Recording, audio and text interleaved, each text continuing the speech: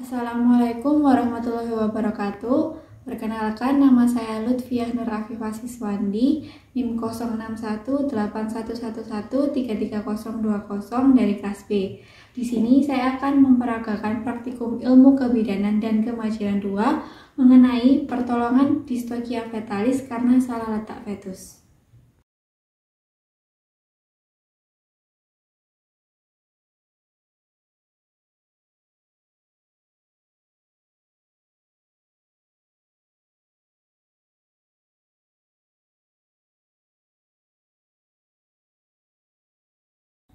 Di sini sudah ada alat peraga sebagai pelvis inlet dan fetus. Kasusnya yaitu distokia fetalis karena salah letak fetus dengan situsnya longitudinal anterior, posisinya dorsosakral, dan habitusnya yaitu fleksi leher ke arah iliodexter.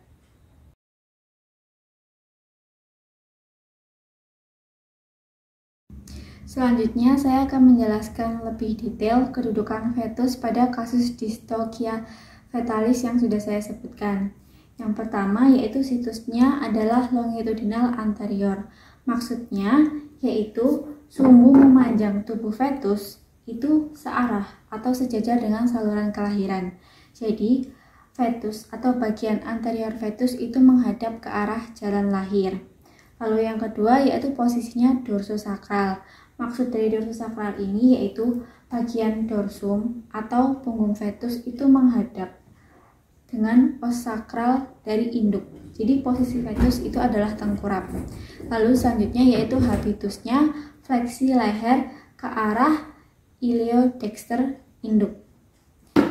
Maksud dari habitus ini itu adalah leher mengalami penekukan ke arah os ilium dexter dari induk.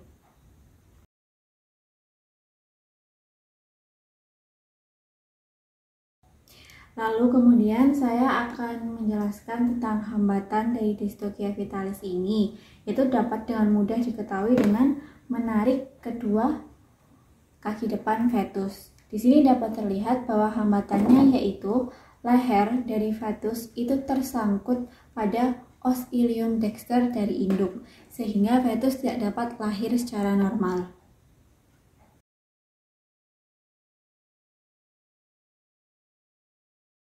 Selanjutnya, saya akan memperagakan pertolongan yang dapat dilakukan pada kasus distokia fetalis yang sudah saya jelaskan sebelumnya. Pertama-tama, tahapnya itu adalah tahap fiksasi. Apa yang difiksasi? Yang difiksasi adalah bagian tubuh fetus yang paling mudah dijangkau. Dan pada kasus saat ini, bagian tubuh fetus yang paling mudah dijangkau adalah kedua kaki depannya. Untuk fiksasi ini saya menggunakan bantuan tali. Sebelumnya tali ini sudah diberikan simpul hidup untuk mengikat kedua kaki fetus. Jadi tali ini digunakan untuk mengikat bagian tubuh fetus yang paling mudah dijangkau, yaitu kaki depan fetus.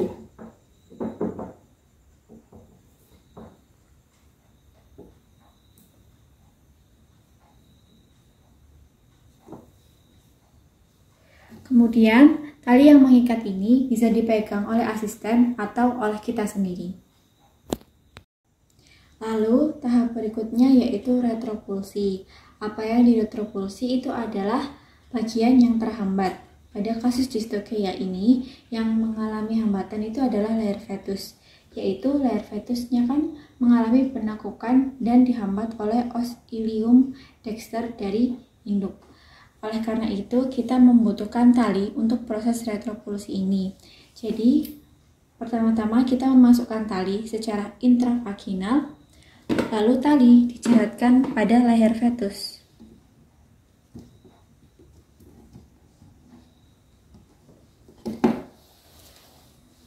Tali ini cukup dijeratkan saja, tidak perlu diikat.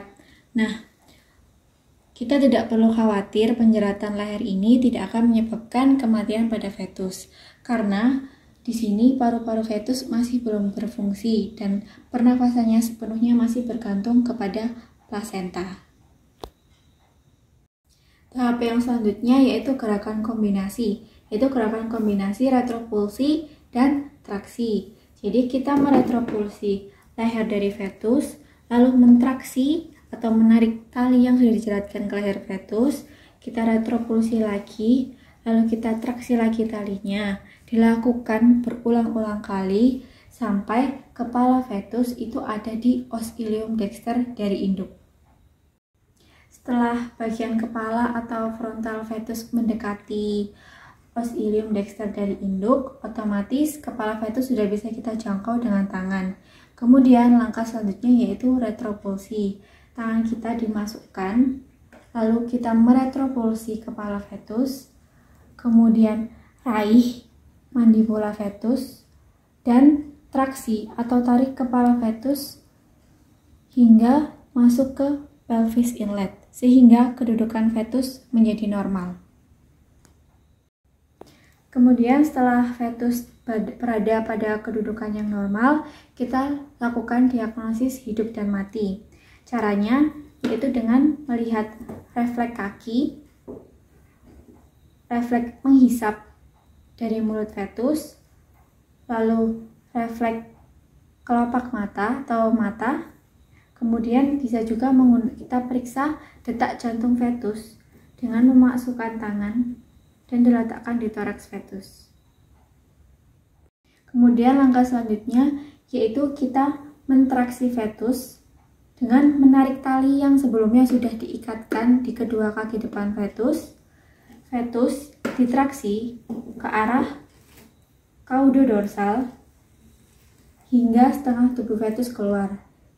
Setelah itu kita lanjutkan traksi ke arah caudoventral hingga fetus jatuh ke tanah agar tidak seperti dibanting. Sekian peragaan dari saya. Mohon maaf apabila ada kesalahan.